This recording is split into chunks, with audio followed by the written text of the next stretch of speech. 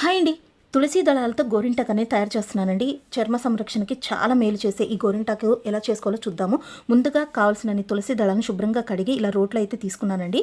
తర్వాత ఇందులోకి 2 చిటికెళ్ళంతా తాంబూలంలో వేసుకునే సున్నము, అలాగే పావు చెంచా పసుపు వేసుకొని ఇలాగైతే నూరుకుంటున్నాను. మనకి ఇప్పుడు కావాల్సింది రసం అండి. ఈ తులసి ఆకు, సున్నము, పసుపు కలిసిన రసం వచ్చి నాకు 3 స్పూన్లు వచ్చింది. ఇందులోకి ఎర్రటి కుంకుమ మనకి బయట మార్కెట్లో దొరుకుతుంది. ఎర్రటి కుంకుమ 2 స్పూన్లు వేసి కలుపుకున్నాను. ఇది నా 2 చేతులకి సరిపడంతే తయారైంది.